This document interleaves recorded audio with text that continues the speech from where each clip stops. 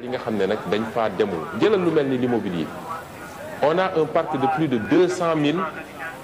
foyers immobiliers au Sénégal il y en a que 6 000 qui sont fiscalisés donc suñu capacité kenn xamul nu mu toll te ñu ngi ko fi bay dem ci dernier maillon bi parce que man loolu laa considéré mooy dernier maillon leb mooy dernier maillon ñaareel bi am solo mooy suñu ressource naturelle li Macky Sall def moo nguuram di jaay suñu ressource naturelle ci caaxaan ci Mali foro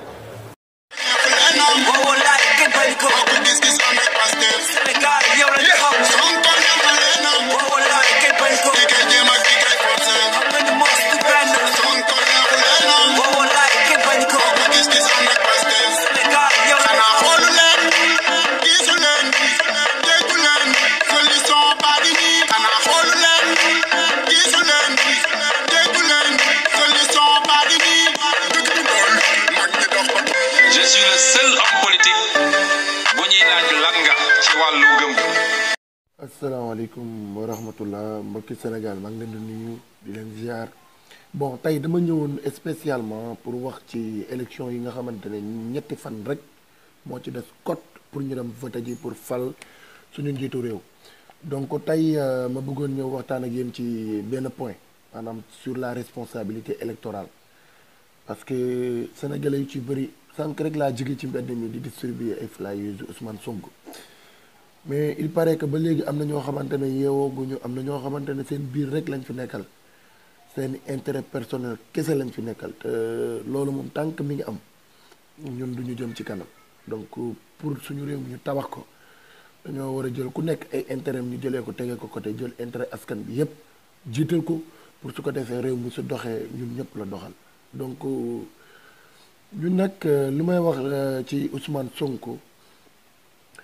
parce que man sama choix ci moom la porté en tant que jeune certes que Ousmane Sonko xawma benn yoon laa ko mës a wax ak moom te yàggul sax récemment la donc su ma koy gis télé la wala mu def meeting ma dem fa gis ko nii à part loolu man Ousmane Sonko il ne me connaît même pas et pourtant t-shirt bii ngeen di gis mooy t-shirt Pastef bi dama ko jënd ak sama xaalis bon en fait bokk na ci lu ma gën a neex quoi le fait que mu nekk parti politique boo xamante ne doo ñëw ñu jox la xaalis ngay wër réew mi di conscientiser wala di def li kenn xamul ñun Pastef lu tax mu neex ma mooy parti la boo xamante ne yow yaay yëkkati sa alal di ci def parce que t-shirt bi 3000 francs laa ko jëndee te maa ngi bokk commune département de Tëngéej Pastefu commune de Tivaouane Peulh donc lii dama ko jënd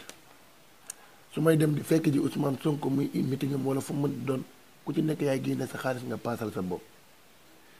lii ay affiche la yoo xamante ne démb laa ko jëlee ci siège yu Atepa bi maa paasal sama bopp dem ba foofu jëlee ko fa donc Guy Marius Sagna jox ma ko gis nga lii rajo la man maa ko jëndal sama xaalisu bopp maa ngi ko jëndee 7000 francs dem ba Colobane ñu jaayee ma ko 7000 francs barka bu ma ko jëndee léegi sax yàggul maanaam rajo bi lu may utiliser mooy daf may permettre may teg ay waxtaanu Sonko ci bus yeeg fu ma mënti dem di partager idées yi nga xamante ne Ousmane Sonko mi ngi koy avancé ba koy partager ak askan bi lii ay batterie bu may charger la ci sama téléphone bii may waxee ci la bokk parce que puisque lu may nekk ci mbedd mi dafa bëri parfois damay vide te franchement damay soxla batterie bi pour filmer ak ñoom seen lii boîte à charger la boîte à charger maanaam yoo xamante ni pour lépp rek pour bañ di vide parce que fu ma dem fu nekk bëgg naa di wane ay vidéo Sonko di wane ay images Sonko ñëpp di ci jot donc affiché nekk nii comme ni ngeen ko gisee lii lépp tey incha allah balaa maa tëdd ci lal dinaa ko yeggali ba sénégalais fu mu mënti nekk ci àdduna mu jot ci Sénégal bokk fu ma mënti jaar muy ci bus yi muy ci kaar yi muy ci njaganjaay yi muy ci super yi muy ci marché yi muy ci boutique yi muy ci atelier yi muy ci grand place yeeg école yeeg lycée yeeg université yi fépp foo xamante ne yaakaar naa ni su ma fa demee war naa mën a fekk sénégalais bi fu mu toog ma ne ko kii mooy Ousmane Sonko kii mooy xale bi nga xamante ne il est né en 1994 74 au moins du moins il est né en 74 à Thiès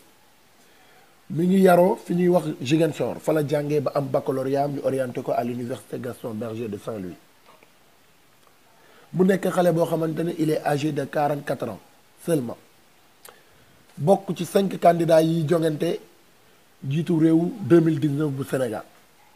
Pourquoi nag ñu war a choisir Ousmane Sonko lan moo tax suñu choix ñu porté ko ñun jeunesse bi ci Ousmane Sonko parce que non seulement dañoo sonn ci politiciens yi parce que depuis 60 ba léegi 58 ans voire même 59 ans en 2019 d'indépendance les mêmes les mêmes rats les mêmes chiens les mêmes va les mêmes vient sambay bàcc les mêmes promesses lañ doon dégg suñ ñëwee les mêmes réalités lañ fi fekk mu ñu am benn problème de système parce que système bi bu ko kenn jàppee ni ay nit la système bi maanaam système bi moo nekk loo xamante ne doxalin la benn doxalin boo xamante ne dañ ko fay teg am benn cercle boo xamante ne ñu ngi fii ci biir réew mi à chaque fois dañuy tourner ci cercle boobu ku wàcc jox sa morom yéeg ku wàcc jox sa morom yéeg mu sonal nit ñi nag trop parce que système bi moo lay permettre nga nekk ci opposition bi bokk ci système bi ne say morom kaa leen jàppale ma su ma faloo ñu pàccoo Sénégal loolu rek lañ ci seetlu de Senghor à Abdou Diouf à Abdoulaye Wade et à monsieur Macky Sall mi nga xamante ne moo nekk ci njiitu réew mi tey ñu am benn jeune bu am fit sama baat ci kaw am fit parce que réew fit a koy yor am fit ne bés boo leen ma falee ma jëlee fi ci système bi bés boo leen ma falee fonction publique bi naa fa jëlee politique parce que tey demal xool directeur généraux yëpp soo demee Aïssata Seynabou Tall Diakhaté OFNAC ma ngay campagne directeur caisse de dépôt et de consignation rako Macky Sall ma ngay campagne Cheikh Omar Anne directeur des domaines mi ngay campagne directeur impôt et domaine ma ngay campagne directeur COUD Cheikh Omar Anne Mamour Diallo mooy domaine Cheikh Omar Anne directeur COUD ma ngay campagne Cheikh Kanté ma ngay campagne donc foo dugg tey ci Sénégal ñëpp ngay campagne ci jëmale ko administration waa ji ne bés boo la ma fale nekkul kii ñoo bokk parti wala bokkuñu parti bés bu ñuy falati fii directeur généraux wala nga nekk fi directeur général ci benn structure de l'État appel à la candidature dañ koy def ku nekk indi sa projet ku nekk wax sa bilan li nga bëgg pour fonction boobu noonu mu nekk appel à la candidature su ko defee assemblée nationale moo koy voté déposé ko ci table président n'aura plus le choix ku muy choisir ci ñooñu il sera le meilleur 3 candidats ni ñu yóbbu ci table président bi donc mu nekk lu rafet parce que dina permettre suñu fonction publique bi au moins mu mën a am avancement am esprit de dépassement loolu nekk benn ñaareel bi xale bi am na fit lu tax ma ne la am na fit ñaareel bi mooy que ni xale bi am na fit lu tax ma ne am na fit mooy am na ay débat yoo am na ay discours ak ay débat yoo xamante ne amul benn opposant bu ko naroon bu ko bëgg tenir avant muy falu maanaam képp ku nekk ci système bi am na yenn débat yoo xamante ne da nga koy moytu parce que yaa ngi xool sa intérêt yaa ngi neexal waa France yaa ngi neexal occidentaux yi moo tax du ñu bëgg jël question boobu en charge mais waa ji ba mu ñëwee il a dit clairement bés boo leen ma falee je vais renégocier tous les contrats signés avec la France ou avec qui que ce soit yoo xamante ne intérêt Sénégal nekku ci ay luubal la ay marché gré à gré yooyu yëpp dinaa ko renégocier ba intérêt Sénégal ñu gis ko ci biir contrat yooyu kii jar na jàppale dañuy wax indépendance mais ci wax la yam ñëpp xam nañu l'économie Sénégal est exclusive on veut une économie inclusive nga xamante ne suñu produire une croissance de 7,2 ñu sentir ko mu wàññi pauvreté wàññi chômage xam nga wàññi insécurité alimentaire yeeg wàññi famine beeg wàññi jafe-jafe yi nga xamante ne sénégalais yi ñu ngi koy jànkonteel mais soo amee une économie exclusive loolu yëpp doo ko mën a am parce que sa économie occidentaux yee koy yor tubaab yee koy yor français yee koy yor waa ji ñëw ne bés bala ma fale lépp lu fi entreprise wala société française dina fay taxe dina fay impôt dina fay fisc dina lépp lu mu war a def ci réew mi fii dina ko fi def waa ji tamit ne bés boo leen ma fale yéen sénégalais yi li nga xamante ni moom la politiciens yi di def maanaam complexe bu ñu am pour bañ a génne suñu bopp ci franc CFA te ñëpp xam nañ ne franc CFA amul réew bi utiliser franc CFA bokk ci 10 pays yu gën a riche en Afrique dëkk bi utiliser franc CFA bokk ci loolu banque mondiale banque africaine de développement moo ko wax BAD muy rapport bu mu génne en 2018 mu nekk loo xamante ni ñëpp xam nañ ni franc CFA lu mënul waaye yow suñu réew mënul développer ak franc CFA waay waa ji ñëw ni bis bu la ma falee dinaa waxuma da ngeen may fal le lendemain ma génn ci franc CFA non non xam nga sénégalais yi dañoo mën amalgame dafa ne bés boo leen ma falee yéen sénégalais yi dinaa def dinaa ko teg ci processus teg benn procédure ànd ak pays yi nga xamante ne ñooy utiliser le franc CFA ñu àndandoo ensemble génn ci franc CFA mu doon lu rafet quelque chose à saluer lu ñu war a applaudir léegi nag message bu may lancé à l'endroit de la jeunesse africaine à l'endroit de la jeunesse sénégalaise plus particulièrement il est grand temps ku nekk xalaat intérêt askan bi te jël suñu intérêt bopp tegee ko de côté élections yi ñu jëm ce sont des élections qui déterminent l'avenir de toute une nation mais aussi l'avenir de nos progénitures donc nañ ci bàyyi xel bu baax tey tamit histoire dafa montrer que ni nit ku nekk ci ñun franchement bëgg nañ def le tout ba suñu tur ñu bind ko ci histoire suñu dëkk bind sa tur ci histoire réew mi yomb na parce que ñaari porte rek ñoo am soit tu vas t'inscrire ton nom dans en passant par la petite porte wala nga jaar ci grande porte bi petite porte bi mooy nekk baadoo la petite porte mooy nekk benn soumission boo xamante ne da ngay soumettre tëdd d'accord ci lépp petite porte bi mooy nangoo nekk jaam petite porte bi mooy nangu ñu corrompre la petite porte bi mooy ngay xool sa intérêt sa biir rek bàyyi fàtte intérêt askan bi ñu koy wax la politique du ventre petite porte bi mooy jaay sa ngor jaay sa dignité ndax alal petite porte bi mooy di détourner alalu askan bi ndax say intérêt personnel wala ñi nga àndal petite porte bi mooy la démagogie politique wax loolu def di fen di kàcc di wax loo xamante ne leer na li doo ko def di def ay promesse pêle-mêle petite porte bi mooy jaay sa ngor jaay sa dignité jaay sa askan petite porte bi bokk na tamit toog sa kër ne man sama yoon nekkul ci réew mi te ce pays a beaucoup fait pour nous bu ñuy judd hôpitaux yi ñu juddoo médecins yi ñu accueillir yooyu yëpp état bay koy fay ñu màgg ñu ñuy jàngal ba ñu màgg am suñu diplôme jàng bi ñu jàng état bi moo recruté professeurs yi infrastructure yi maanaam école yeeg université état bay ko tabax ñu suñu sécurité suñu protection loolu yëpp état bi yor ko alors que l'état c'est le peuple donc ce peuple qui a tout fait pour nous mérite le maximum de notre engagement et de notre détermination kenn fay ñu dara pour ñu def vidéo wallahi azim lii nii may yor war ko dem distribuer nga xamante ne démb ba ay 22h 23h maa ngi ci mbedd bi su fekkee lekk naa ci dërëmu Pastef bi yàlla bu ma fekkee samay njëriñu doom donc lii ñuy def dañ ko def par amour dañ ko def par engagement dañ ko def par détermination parce que dañoo gëm ni réew mi pour mu dem foog ku nekk bàyyi say intérêt bopp jël intérêt askan bi jiital ko lii nii Ousmane Sonko ne ma connaît même pas xamuma sax ku ci demoon ci moom ne ko ndax xam nga Pape Abdoulaye Touré danaan kii xawma ko donc pourtant ñi ngi liggéey suba ngoon guddeeg bëccëg pour moom mais on le fait pas pour sa personne on le fait pour l'intérêt du Sénégal on le fait pour l'intérêt du Sénégal parce que dafa jot li ñëpp bokk ñëpp jot ci lii dañ ko jënd ak suñu xaalis muy t-shirt bii lii ñi ngi wër ci dëkk bi di ko tasaare di expliquer nit ñi lan mooy programme mu jot na di expliquer nit ñi kan mooy Ousmane Sonko di expliquer nit ñi fan la situation réew mi toll di ñaax nit ñi pour ñu jël seeni responsabilité parce que chacun a une part de responsabilité dans ce pays donc vidéo bi maa ngi koy def pour lancer un appel à la jeunesse pour wax leen bu leen kenn gëmloo ni sàcc nañu élection yi parce que temps yi rumeur boobu mooy xew koo ci dégg mu ne ànduma ak waa ji mais waa ji sàcc na élection yi ba noppi amul du dëgg nañ génn ñun jeunesse bi nañ génn ñun population bi nañ génn ñun mag ñeeg ndaw ñi ñun ñëpp nañ génn jóg dem occuper les premiers rangs dem ci urne yi bés bu 18h jotee 19h urne yi commencé génnee seeni résultats fu ñu tourné Ousmane Sonko teg Ousmane Sonko teg Ousmane Sonko teg Ousmane Sonko teg Ousmane Sonko teg Ousmane Sonko teg Ousmane Sonko teg Issa Sall teg Issa Sall teg Issa Sall teg Ousmane Sonko teg Ousmane Sonko teg Macky Sall teg Macky Sall teg Idriss Seck teg Idriss Seck teg Madické Niang teg Madické Niang teg c'est-à-dire les hommes du système là il faut que ñu am 2 voix sur 1000 votants il faut que ñu ci am ku ci nekk 2 voix sur 1000 votants Ousmane Sonko lu mu bon mu am les voilà 700 800 voix xam nga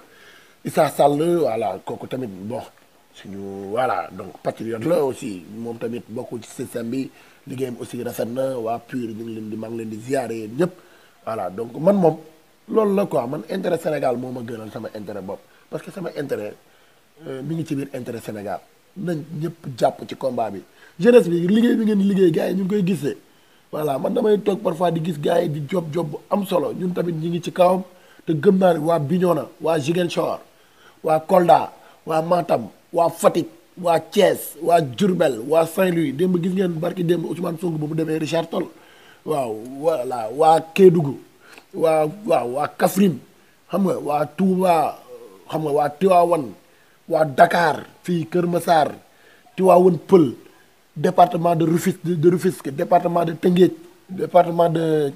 Pikine waa Géejawaay gis nañ taxawaay bi am na solo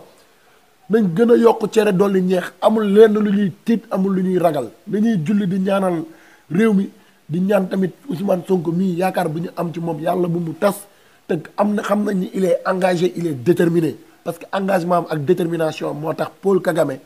président Rwanda di ko jàppale nañ waxante dëgg Paul Kagame nga xamante ne c'est un pour man c'est un miroir man ma roy ci Paul Kagame moo ma gënal ma roy ci ki fi nekk parce que Paul Kagame bu muy ñëw en 2000 di jël Rwanda en 94 Rwanda foo tourné ay nit ay mort nga doon gis ay cadavre Rwanda cimetière la woon en 94 mu ñëw toog ànd ak détermination ànd ak engagement ni voilà donc ñun waa réew mi ñooy ànd defarandoo suñu réew wala ñu ànd suuxandoo tey Rwanda bokk na ci pays yu gën a développé ci Afrique parce que njiit bu responsable moo koy def ñun nag ki ñu àndal nii waa ji ñu àndal xam nañ ko xam nga xale bu ndaw la 74 la judd moom ak sama yaay maase man moom sama yaay moom xam ngeen ni kartam joxoon na ko keneen ba pare waaye alhamdulilah waxtaan naag moom expliqué ko programme bu mu d'accord suñu kër kay moom ñëpp ñu ngi ci Ousmane Sonko Macky Sall su fekkee da nga jàpp ne soo joxul jeunesse bi seen i carte wala nga jox leen seen carte ba pare bind ci personne non inscrite sur le fichier électoral yow mënoo voté da nga jàpp ni su fekkee da nga jàpp ni loolu moo lu ciy génnee yaa ngi nax sa bopp parce que xale boo ci bindal non inscrite conscientiser na ay parents ak famille yëpp te ñoom famille yëpp ñu ngi ci Ousmane Sonko waaw ñun jeunesse bi nag nous sommes déterminés plus que jamais nous sommes engagés plus que jamais wutuñu buzz wutuñu tur ñun du ñu nekk ci réew mi dëkk ci réew mi di topp ay waykat ak i mbër te alors que réew mi soxla ñu ñun topp ñu ay waykat di bokk ci ay fans club diw di yëkkati suñu xaalis di fa def te loolu amul intérêt réew mi jëmalewul réew mi kanam puisque léegi ñu nekk ci musique bi ñëpp xale yu ndaw yi kenn woyatu fi dara ay la musique du ventre nit ñi def comme ay politiciens woyatuñu fi dara lu am sens mbëggeel lañu fay way waxuñu loo xamante ne mooy jëmale réew mi kanam ñaaxuñu sénégalais yi conscientiser wuñu alors que la musique devrait la vocation de la musique c'est de participer au développement de la population et du peuple c'est de conscientiser c'est de sensibiliser c'est de passer des leçons de morale aux populations donc su fekkee deful loolu rek parce que olof Njaay ko wax wooy bu diglewul yeetewul ay ndaxee mbaay la voilà donc nañ ko gisandoo noonu ñu déggandoo ko noonu aussi ñu jàpp ci rek làmb ji tamit mbër yi tamit ngeen topp mbër yi nii jël sa xaalis sa doole dëj ci te yàlla xam na ne intérêt ñetti nit a ci nekk CNG lutteur bi ak promoteur bi à part loolu amul intérêt keneen ku ci ne donc loolu tamit jar na ñu bàyyi ci xel lii nag ñu nekk avenir u àdduna la avenir u Sénégal avenir u Afrique jàpp leen ci na ci ñëpp jàpp jour élection matin ma jël samay dëbës xam naa ni dañuy tere ku sol Pastef du ma sol Pastef du ma yóbbaale sama badge bi sama yére bu civilisé laay sol sama yére olof comme ni ko Ousmane Sonko di defee ci campagne bi ba léegi gisuma ko mu sol costume gisuma ko mu sol cravate parce que loolu mooy patriotisme suñu téyeer yi ñun ñoo leen mën a jàppale costume ak cravate am nañu ko moom ñun ñoo leen mën a jàppale te lu ñuy ñaw rafet na lool sol ci benn bu rafet bu jekk sax dem nag dugg sama biir dugg ci centre de vote bi supervisé xool ndax tout va bien sécuriser sama bureau de vote sécuriser sama centre de vote sillonner dans le département de Rufisque xool ndax est-ce que amul benn njuñ njaaj premier tour wala deuxième tour lu ci mënti am quelque chose mais sûr que cette jeunesse est plus engagée et plus déterminée que jamais cette jeunesse-là ne va pas se laisser faire on en a marre de ces politiciens on en a marre de ce système corrompu de ce système démagogue de ce système qui a toujours trahi la confiance du peuple sénégalais, de ce système qui nous a toujours menti. Donc on en a marre de tout ça. Il est grand temps pour qu'on mette un point, vraiment virgule à la ligne, non, non, voilà. On va mettre un point à la ligne, changer, on va tourner la page, l'histoire retiendra. Man de leen rek moo ma ci neex ci engagement bi ma am mooy bés bu ma defee bés bu ma ci jàppee ba Ousmane Sonko falu sama doom bés bu màggee dinaa ne ko ba sa bàyyi de bokkoon na ci ñu liggéey ba réew mi toll fu mu toll parce que jëloon na dooleem xam-xamam xaalisam tempsam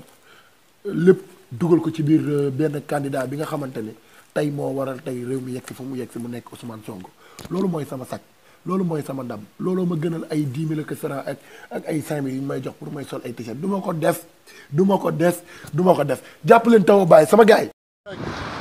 Diop rek Diop waaw Diop rek Diop jot na bi jot na dafa jot li ñëpp bokk ñëpp jot yi. Évidemment, nous allons profiter pour développer un certain nombre de thématiques allant des questions de gestion publique aux questions strictement politiques. Nous allons essayer d'aborder avec des populations des partenaires civiques les questions de fond qui structurent notre discours depuis qu'on est en politique, particulièrement sur la notion de souveraineté qui est au cœur de notre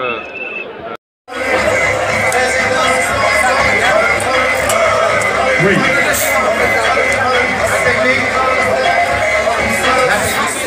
Merci. Alors nous allons écouter nos braves dames. Nañu may nopp suñu jigéen ñi Abdou Karim. Wax la gars yi ñu bàyyi xel. Kon nag dañuy fii si Sénégal la nekk te jigéen ñoo yor problème Sénégal.